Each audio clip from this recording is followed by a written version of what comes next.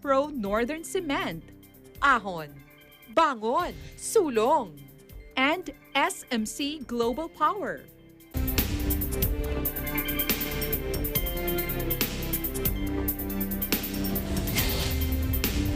Hello, I'm Alma Angeles and you're watching Eagle News International. On tonight's headlines. Ay talagang concentrated. Thousands of people in the Philippines fled their homes and beachfront resorts as Super Typhoon Rai slammed into the country. Rai is the strongest storm to hit the disaster-prone archipelago this year. Indonesia's Mount Semeru erupted twice today, belching a massive column of ash into the sky. December Paras joins us live. Another volcano, this time in the Spanish island of La Palma, and the eruption may be over after almost 3 months of daily activity. Beverly Madrid joins us live. And U.S. President Joe Biden is in Kentucky to visit tornado-ravaged towns and meet with survivors of the twisters that took scores of lives. Eliza Gonzalez Manglikmot will give us the details. The president.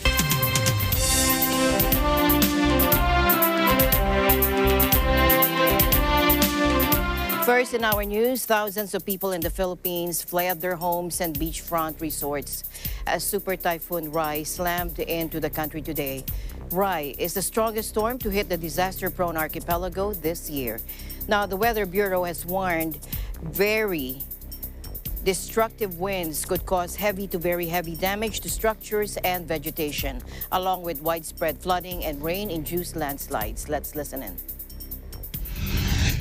Sa ngayon, mayroon na po tayong signal number 4 dito sa bandang Mindanao, sa sa may Caraga, dito sa bandang Visayas, Central Visayas, Eastern Visayas. Dahil sa ngayon, kung malakas or matataas or malalakas na yung alon dyan sa dalampasigan kung saan kayo nandoon, ay sinisigurado ako na lalakas pa. Hindi lang yung doon sa Daluyong, kundi sa mga lugar na mga nakaraang araw ay nagkaroon na ng malalakas na ulan, ay sigurado din tayo na sa ngayon ay madadagdagan yan. Yung sinasabi nga natin sa panahong ito, mayroon din tayong tinatawag na amihan. So na-enhance yung lakas ng amihan dahil po dito sa bagyong si Odette. At dahil sa patuloy na pagkilos ni Odette, inaasahan nga nating tatawid ng kalupaan ng Visayas area ngayong gabi. Nakataas pa rin ang warning signal number 4 dito sa mga lalawigan ng Southern Leyte, southwestern portion ng Leyte, sa Bohol, sa central at southern portion ng Cebu, sa central and southern portion ng Negros Oriental, dito sa may bandang central and southern portion ng Negros Occidental. Samantala, warning signal number 4 din nakataas sa Dinagat Island, Surigao del Norte kasamang Siargao at Bukas Grande Island. Dito po sa mapa natin, yung naka-highlight po ng red, yan po yung lugar na may warning signal number 4. Warning signal number 3 naman nakataas sa natitirang bahagi ng southern portion ng Leyte, sa northern portion ng Cebu, sa natitirang bahagi ng Negros Oriental, sa Siquijor, sa northern portion ng Negros Oriental or Occidental, sa Guimaras, southern portion ng Iloilo, southern portion ng Antique. Samantala sa Mindanao, warning signal number 3 dito sa northern portion ng Agusan del Norte, sa northern portion ng Surigao del Sur, habang sa Luzon naman dito sa Cagayan-Silio Island. Warning signal number 2 naman yung areas na naka-highlight ng yellow. So dito sa Luzon, bandang Albay, Sorsogon, Masbate kasamang Ticao at Burias Island, sa Romblon, sa Oriental at Occidental Mindoro, dito sa mainland Palawan kasama ang Kalayaan Island, Balabac, Cuyo at ang Calamian Island. Samantala sa Visayas, warning signal number 2 sa Northern Samar, Eastern Samar, ganun din sa Samar, Biliran, sa natitirang bahagi ng Leyte at natitirang bahagi ng Cebu, ganun din sa natitirang bahagi ng Negros Occidental at sa natitirang bahagi ng Iloilo, sa Capiz, Aklan at sa natitirang bahagi ng Antique. Samantala sa Mindanao area naman, warning signal number 2 pa rin sa natitirang bahagi ng Surigao del Sur, Agusan del Sur, natitirang bahagi ng Agusan del Norte, sa dulong hilagang bahagi ng Zamboanga del Norte, ng Zamboanga del Sur at sa buong Misamis Oriental. Warning signal number 2 rin sa northern portion ng Lanao del Norte, sa Misamis Oriental, sa Camiguin, sa northern portion ng Bukidnon, sa northern portion ng Lanao del Sur. Samantala, yung areas na naka-highlight ng light blue sa Luzon at Mindanao, yan po yung mga lugar na may warning signal number 1 naman. Catanduanes, Camarines Norte, Camarines Sur, Marinduque, southern portion ng Quezon, at Batangas. Sa Mindanao area naman, northern portion ng Davao Oriental, northern portion ng Davao de Oro, northern portion ng Davao del Norte, sa natitirang bahagi ng Bukidnon, at sa natitirang bahagi ng Lanao del Norte. Ganon din dito sa may bandang natitirang bahagi ng Lanao del Sur, sa natitirang bahagi ng northern portion ng Zamboanga del Norte, natitirang bahagi ng northern portion ng Zamboanga del Sur, at sa northern portion ng Zamboanga Sibugan. Ngayon sa darating naman na simula bukas ng hapon hanggang Sabado ng hapon, tatawirin ito yung Palawan area, then halos nandito na sa may labas ng western boundary ng ating area of responsibility.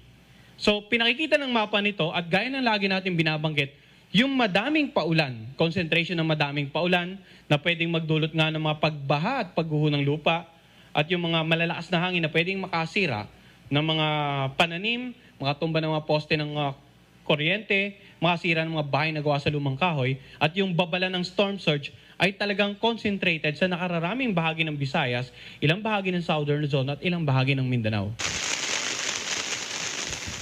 More than 90,000 people sought emergency shelter as the storm charged across the Pacific Ocean, according to disaster agencies. Evacuations were still underway in some areas in the typhoon's path. Among the evacuees were domestic tourists visiting the country's famed beaches and dive spots.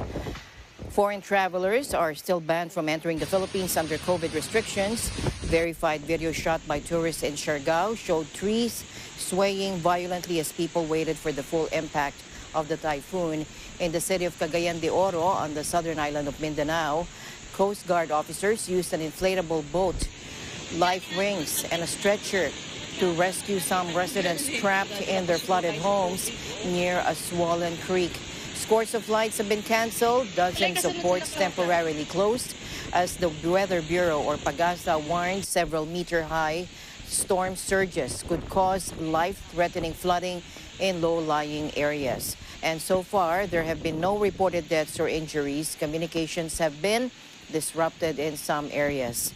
Weather forecaster Christopher Perez said the winds could topple electric posts and trees and damage houses made of light materials.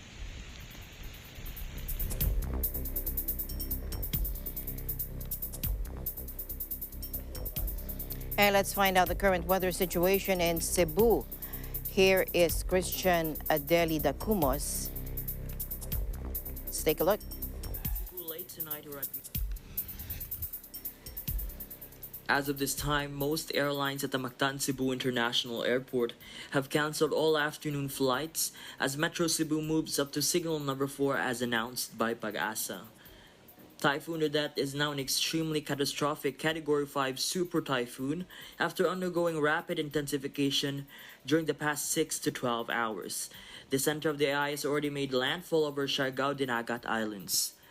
Super Typhoon Rai is forecasted to accelerate west to west northwestward at an increased speed of 30 kilometers per hour with a maximum sustained winds of 195 kilometers per hour, making further multiple landfalls across Surigao del Norte this afternoon, Bohol later this evening, Cebu late tonight or at midnight, Negros early tomorrow morning, and will be over the Sulusi by mid-morning tomorrow.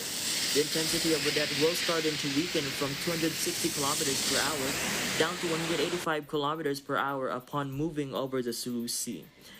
Cebu City Councilor David Tumulak said that the city has mobilized barangay disaster management teams in 80 villages while placing the upland areas under close monitoring for possible landslide due to heavy rains. As per Governor Gwendolyn Garcia on Tuesday night, issued a memo addressed to 44 mayors in the province, enjoining them to take all necessary precautions and preparations for the storm's arrival.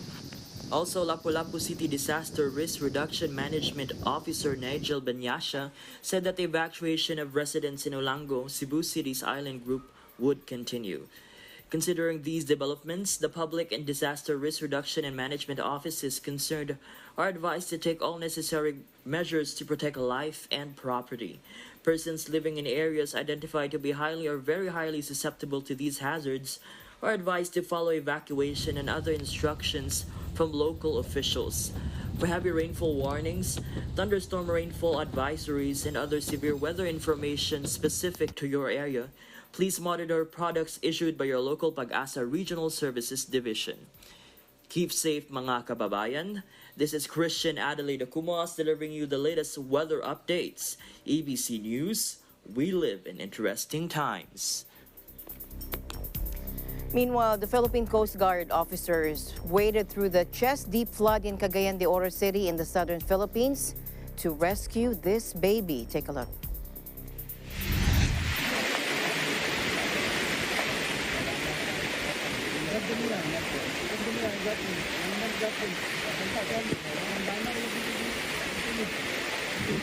One-year-old dyan, 1 year old.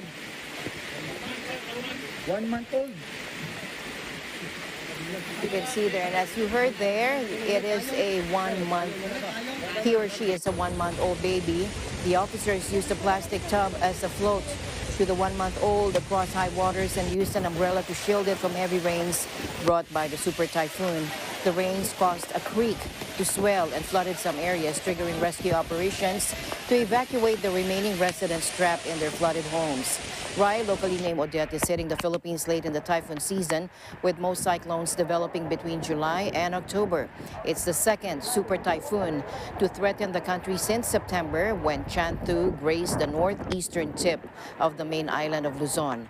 Scientists have long warned that typhoons are becoming more powerful and strengthening more rapidly as the world becomes warmer because of man-made climate change.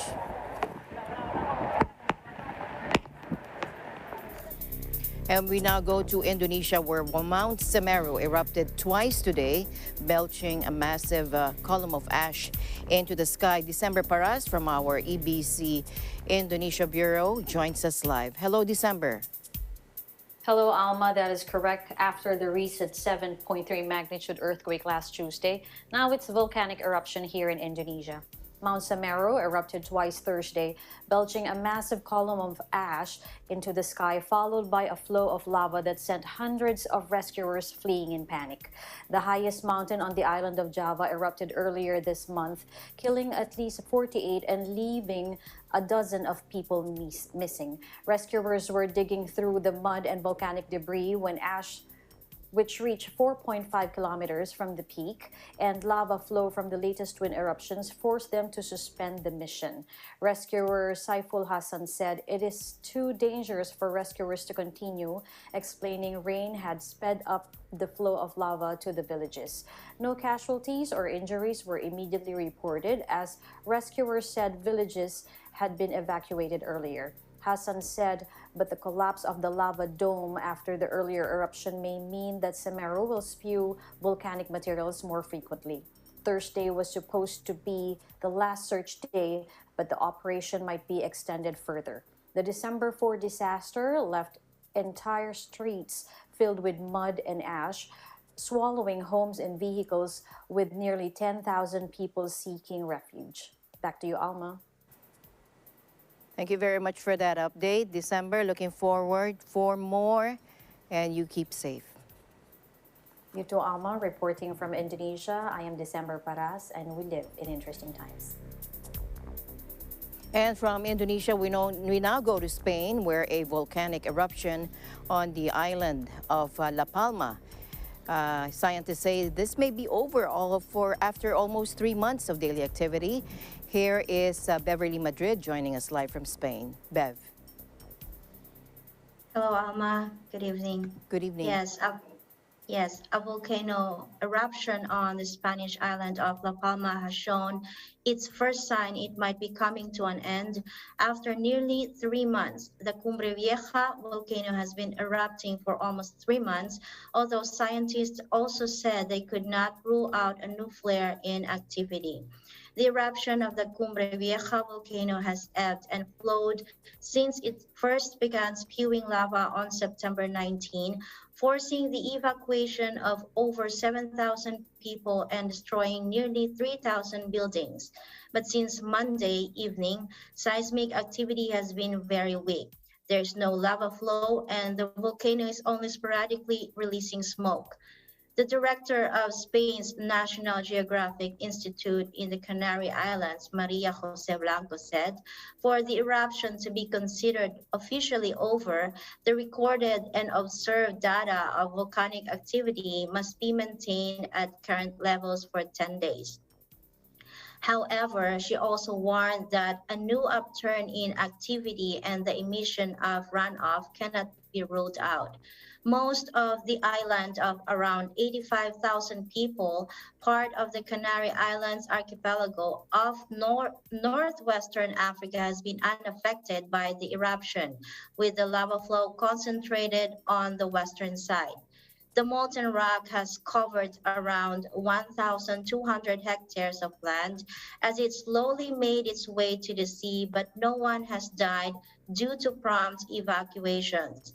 This is La Palma's longest eruption and the third in a century, with previous ones in 1949 and 1971.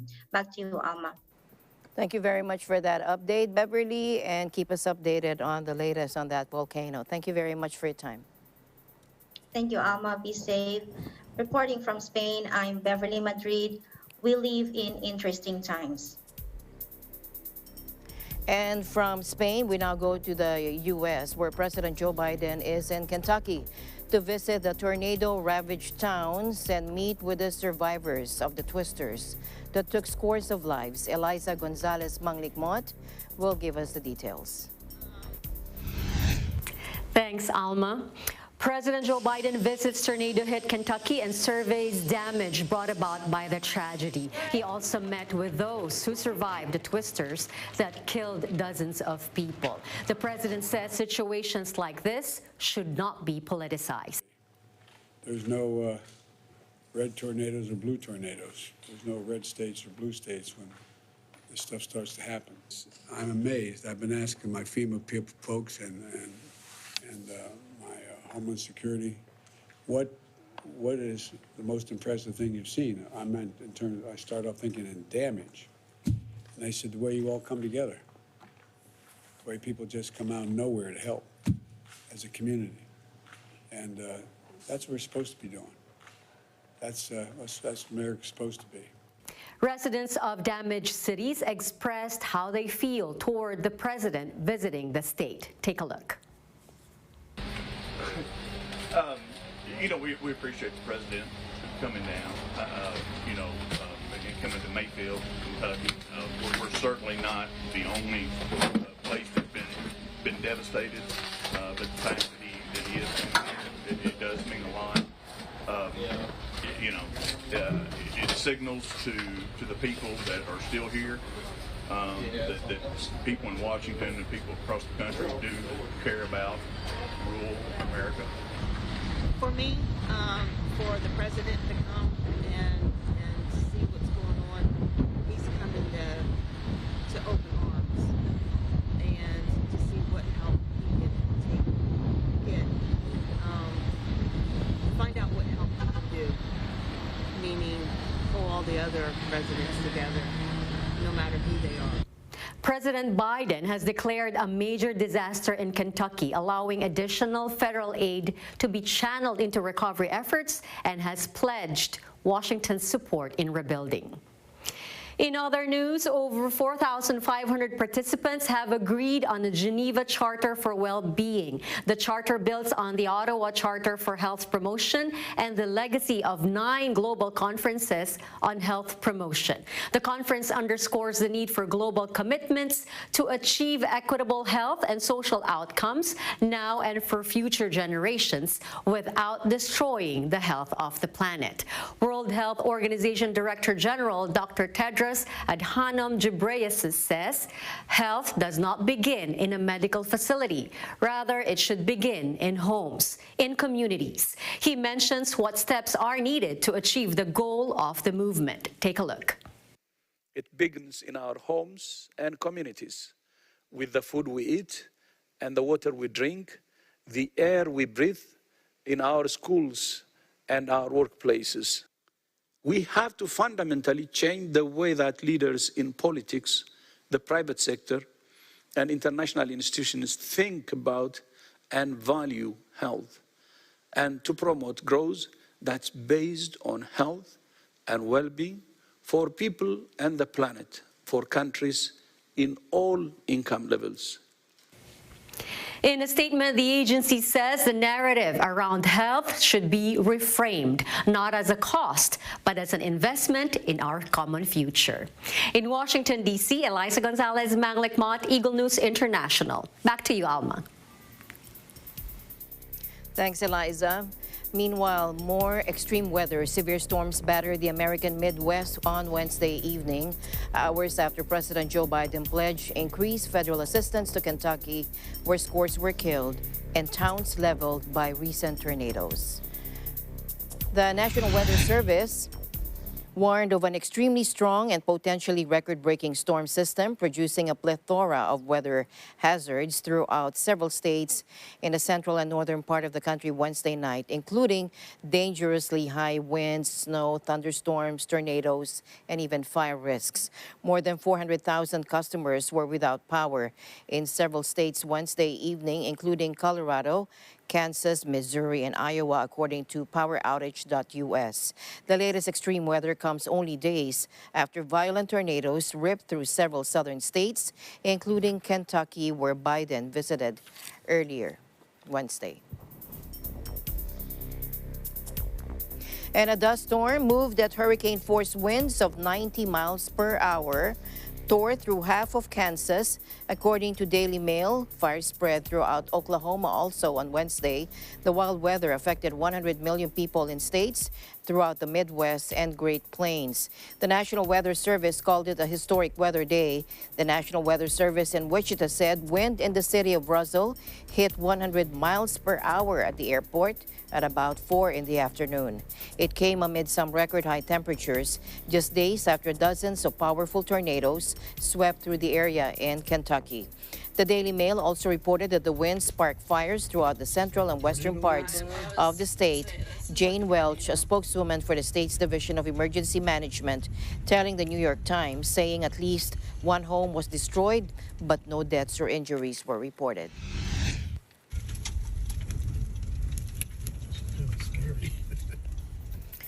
In other news, 5 school children were killed and several others were seriously injured when a gust of wind blew their bouncy castle into the air at an end-of-term party in Australia today.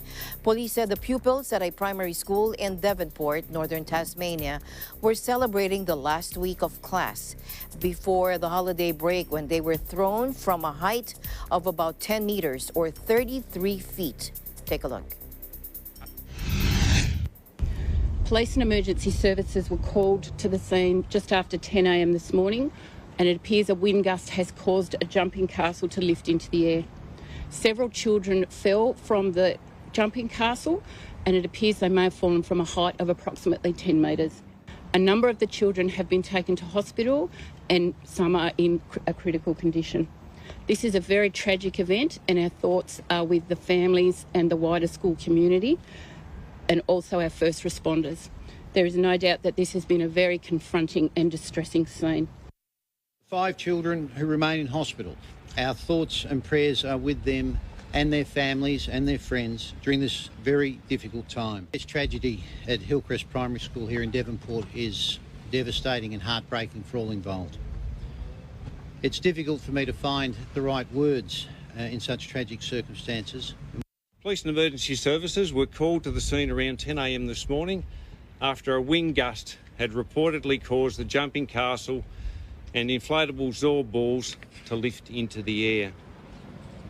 Police and emergency services quickly began administering first aid at the scene. Of the 4 children, 2 were boys and 2 were girls. The events that have occurred today in Devonport in Tasmania are just shattering. They are just unthinkably heartbreaking.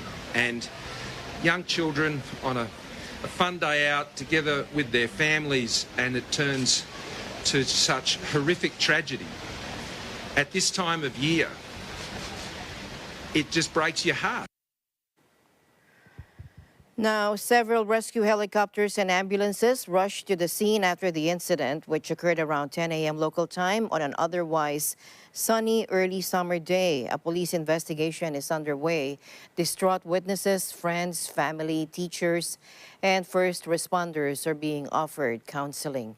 The school had invited parents to volunteer for the event, which featured a wet play zone, a slide, and an arts and crafts area, Zor balls, and the bouncy castle. The purpose for the day is to celebrate a successful year and enjoy some fun activities with classmates. The school, Hillcrest Primary, posted on its Facebook page. Now, that post was followed by the update, quote, "There has been an accident on site at our school. We are closing the school for the rest of the day. We ask that parents come to collect their children as a matter of urgency," unquote.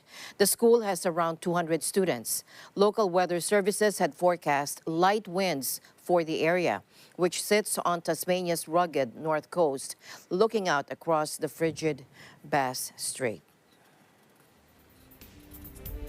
And the news continues here on Eagle News. We'll be right back.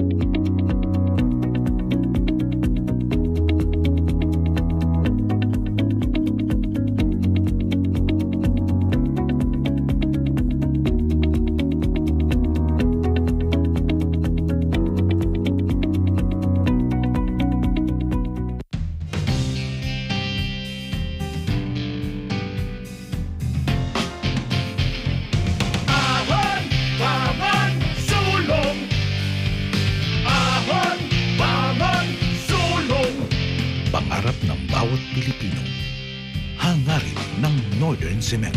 Ahon, bangon, sulong! Pinalaki ng Northern Cement ang kapasidad ng kanilang planta para steady ang supply ng sementong tigasin. Northern Cement Max Plus, Supreme at Max Pro. Ahon, bangon, sulong!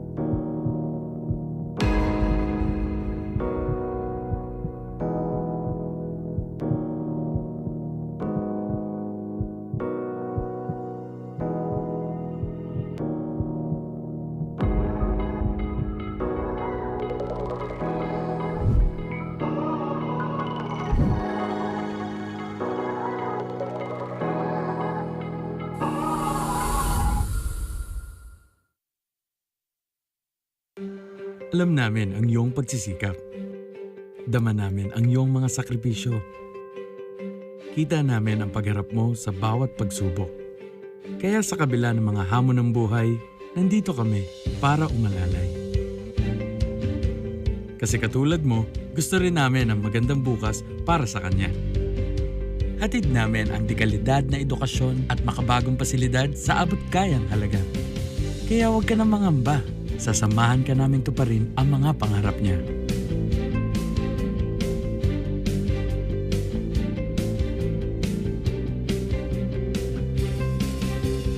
Maaasahan mong sulit dito ang mga pinagsikapan mo. Sa aming mga makabagong pasilidad at sistema ng edukasyon. May lalabas natin ang aking talino at mga kakayahan niya. Kahit sa munting halaga, makakasiguro ka na makakasabay siya sa mabilis na pag-ikot ng mundo. Sa New Era, karamay mo kami sa bawat hamon. Kaagapay mo kami sa bawat hakbang. Kasama mo kami sa bawat ngiti at tagumpay.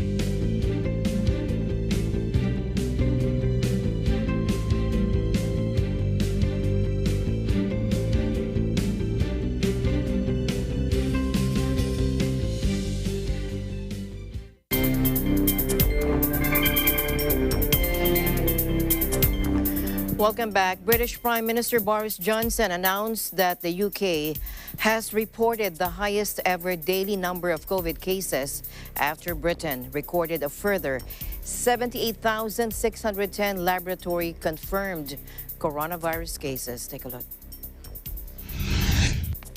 Because the wave of Omicron continues to roll in across the whole of our United Kingdom, with over 780,000 COVID cases today, the highest ever daily number reported. But already, the pace of rollout across the 4 nations is such that the UK as a whole now has twice as many boosters per head as the EU and more than twice as many as the United States. So let's keep going, let's keep giving Omicron both barrels, and let's slow its spread and give the vaccines more time. Wear face masks. We're jabbing in hospitals, we're jabbing in surgeries, we're jabbing in pharmacies and in pop-up centres, we're jabbing in shopping centres and on high streets, in football stadiums, with mass events planned at Stamford Bridge and Wembley this weekend. The arrival of the Omicron variant has sent cases spiraling, with the daily total overtaking the previous highest figure of 68,053, which came in January as the Alpha variant spread. The UK government has updated its guidance since last week to urge people to work from home if they can, while mandating they must wear masks in some settings. It hasn't recommended canceling hospitality events such as holiday parties. France said today that it would ban non-essential travel to and from Britain in a bid to curb the lightning spread of the Omicron variant, which is forecast to become the dominant risk for health authorities worldwide. Countries around the world began urging against foreign travel and also ramping up domestic restrictions to battle Omicron, which scientists believe spreads faster than any other variant, even if uncertainty remains over how dangerous it is. Britain has seen case levels explode in recent weeks to record levels amid fears that the variant could cause havoc in the health system as parties and gatherings are planned for the holidays. Starting at midnight on Saturday, travelers will need an essential reason to travel to or from the UK, both for the unvaccinated and vaccinated. People cannot travel for touristic or professional reasons, according to the French government in a statement. It added that French citizens and EU nationals could still return to France from the UK, but they will now need a negative COVID test less than 24 hours old, and a blanket quarantine will be enforced upon returning to France.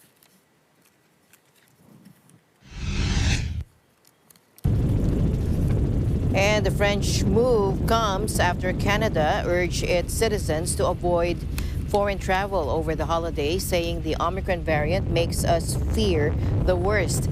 Health Minister Jean-Yves Duclos said COVID-19 testing of travelers at Canadian airports would be increased and other public health measures would be rolled out in the coming days.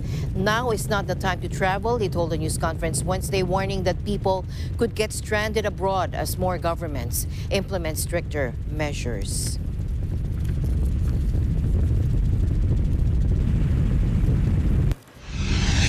And South Korea said today that it would reimpose coronavirus curfews on restaurants, clubs, cinemas, and other businesses and limit the size of gatherings again in the face of record infection levels.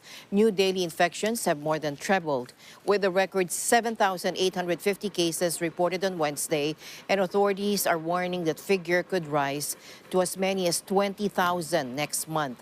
Under the new rules, which come into effect Saturday for an initial 2 weeks, restaurants, cafe, and other nightlife venues will have to close at 9 p.m., while other public places, such as cinemas and concert halls, will be allowed to operate until 10 p.m. The size of private gatherings will be limited to 4 people. The government has urged those eligible for booster jabs to get them as soon as possible, warning about the pressure building on the country's healthcare system. And New York's metropolitan area, meanwhile, announced that it will require COVID booster shots from all its musicians and other employees, some 3,000 people, as well as anyone hoping to attend a performance. With 3,000 people employed every day, from the orchestra to the technical teams, our population is far larger than any other non-for-profit or not-for-profit performing arts organization in the country, which is why we have to be in the vanguard of health and safety, according to Peter Gelb, the Met's general manager. The opera had to close for a year and a half because of the pandemic, which hit New York City hard and early. And that set the prestigious institution up for financial difficulties, and it had to engage in protracted negotiations with workers to agree on wage cuts. And Denmark on Thursday recommended U.S. drug maker Merck's anti-COVID treatment, molnupiravir, for at-risk patients with symptoms, becoming the first EU country to do so.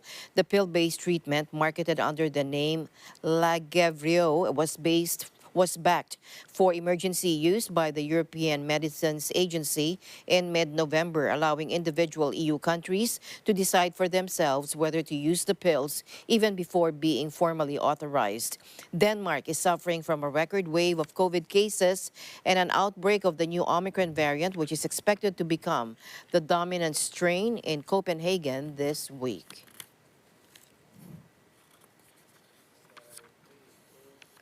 To other news now, Ukraine's President Volodymyr Zelensky urged the European Union to quickly impose new sanctions on Russia, warning that actions taken after any conflict would be too late. Take a look. Ми змогли пояснити нашим європейським колегам, що санкційна політика після вже нікого, чесно кажучи, не дуже цікавить. Нашу державу цікавить потужна санкційна політика до ймовірної ескалації, і тоді, мені здається, ймовірної ескалації може і не буде. Now, during a press conference at the end of the Eastern Partnership Summit in Brussels, Ukrainian President Volodymyr Zelensky said that Ukraine is ready for any format of negotiations with Russia. He also said that he is pleased that the U.S. wants to play a role in the negotiations and hopes that it will not be episodic. EU officials have frequently expressed concern over the unusual concentration of Russian troops near the Ukrainian border since last month, and that there would be serious consequences if Russia attacks Ukraine again.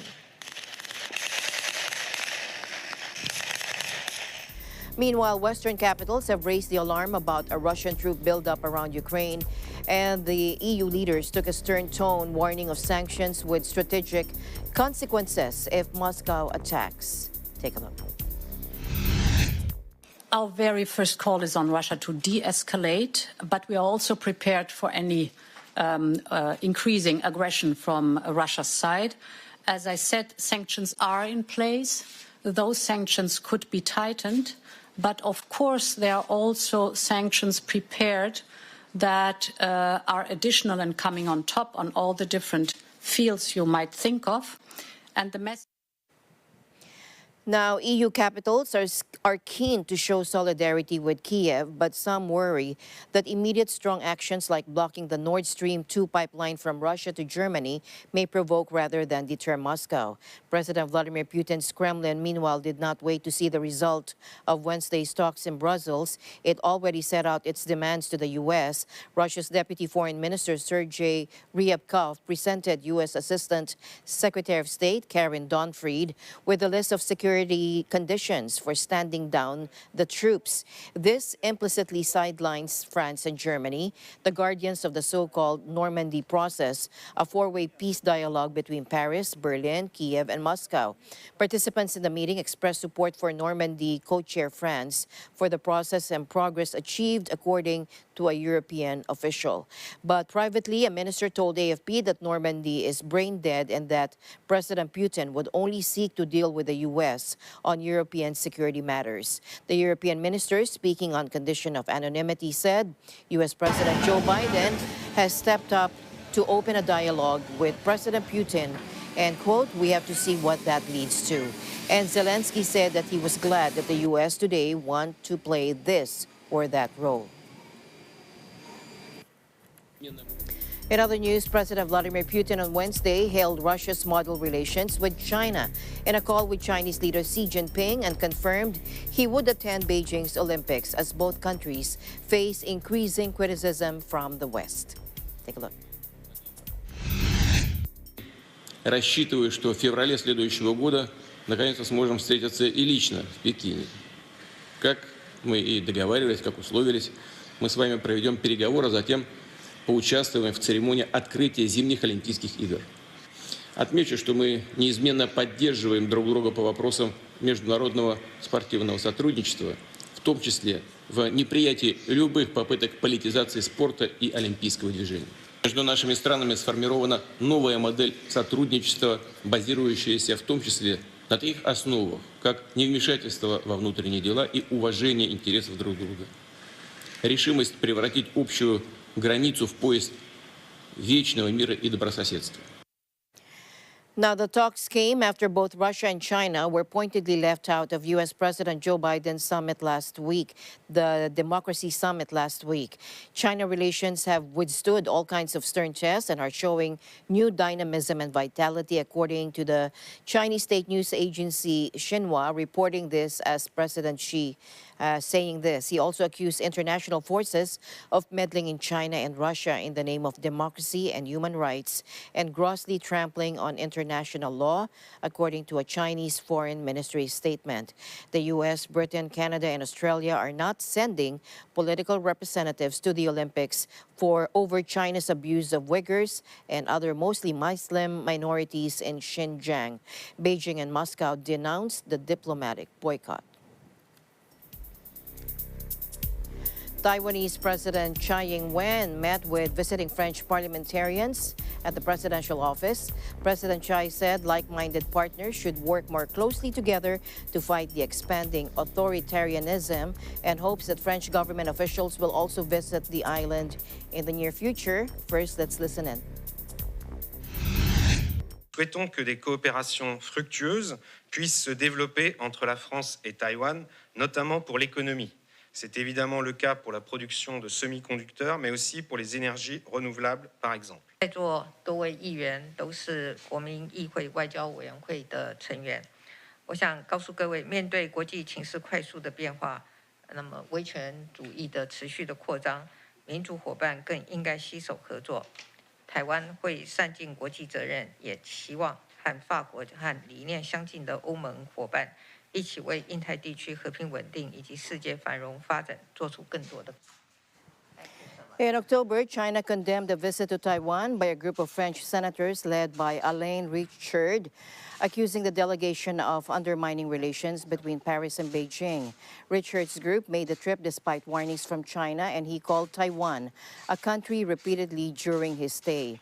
On Wednesday, China's foreign ministry criticized the latest French visit, saying relevant parties should stop sending false signals to Taiwan independence separatist forces. Beijing claims self-ruled democratic Taiwan as part of its territory to be retaken one day by force if necessary.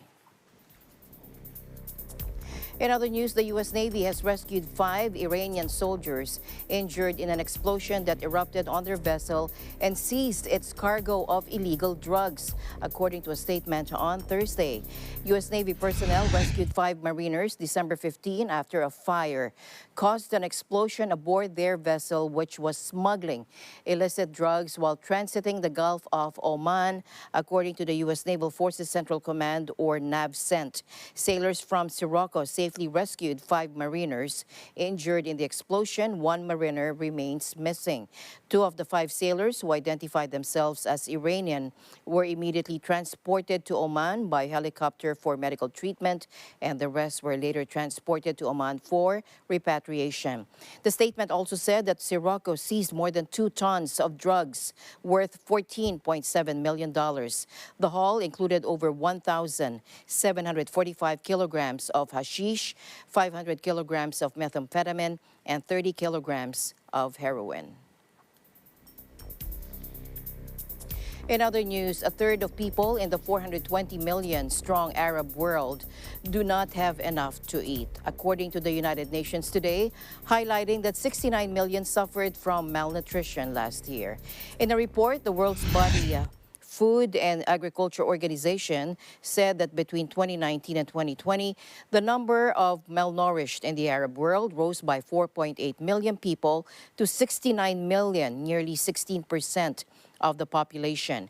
The FAO said the increase in the levels of undernourishment has occurred across all income levels in conflict-affected as well as non-conflict areas. In addition, nearly 141 million didn't have access to adequate food in 2020, an increase of more than 10 million since 2019. It also said the COVID-19 pandemic brought another major shock, with the number of undernourished people in the region increasing by 4.8 million compared with 2019. Conflict hit Somalia and Yemen remained the worst affected countries last year, with nearly 60% of Somalis going hungry and more than 45% of Yemenis undernourished. Yemen had the highest prevalence of anemia in 2020, affecting 61.5% of women of reproductive age, and FAO said hunger has increased by 91.1% in the Arab world over the past 2 decades.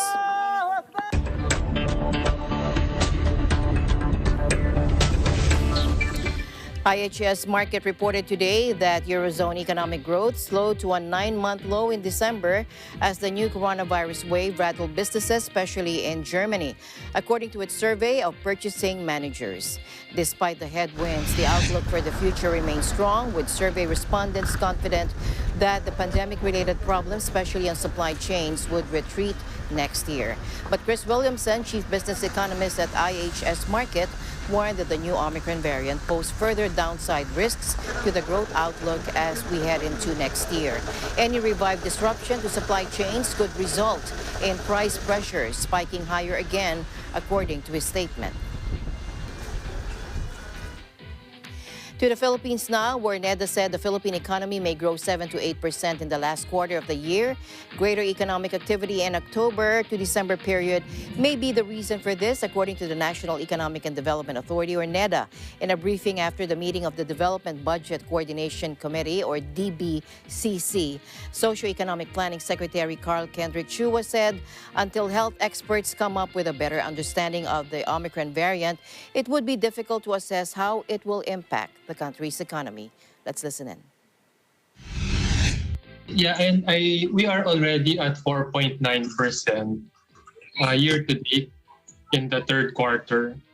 And that the reason why we up the full year between 5 to 5.5 is because in the fourth quarter, we actually saw much more economic activity, significantly much more, as you may have seen in our previous presentation. So I do not have the exact number, but I think the fourth quarter growth should be also around 7 to 8% year on year to hit the 5 to 5.5, more or less. That is where we are headed. I hope we can do better.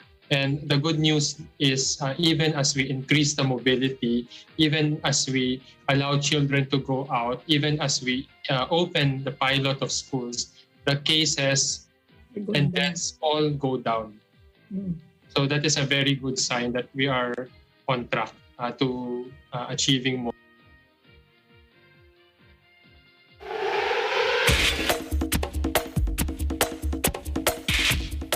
And finally, in our news, Lewis Hamilton may have missed out on a record-breaking 8th Formula One title in a controversial fashion, but his glittering career was recognized. How? Here's Patricia Rodriguez to tell us more from our UK Bureau.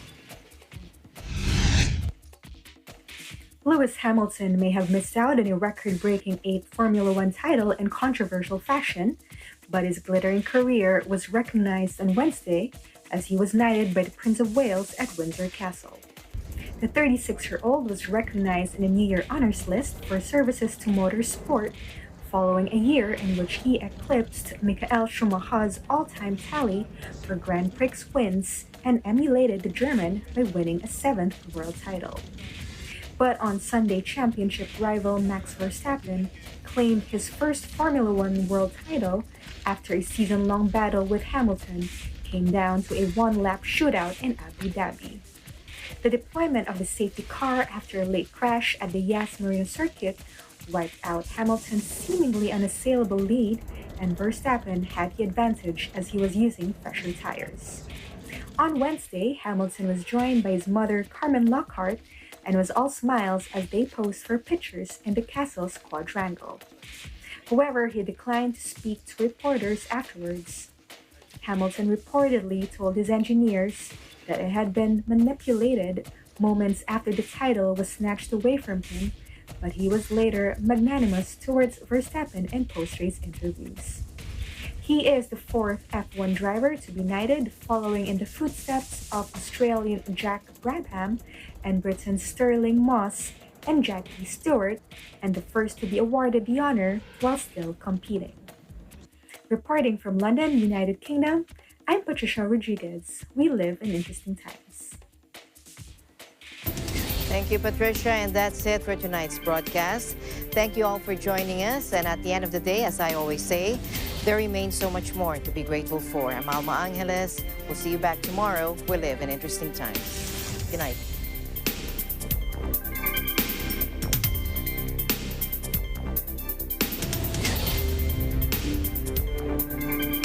This program is supported by Northern Cement Max Plus, Supreme at Max Pro Northern Cement, Ahon, Bangon, Sulong, and SMC Global Power.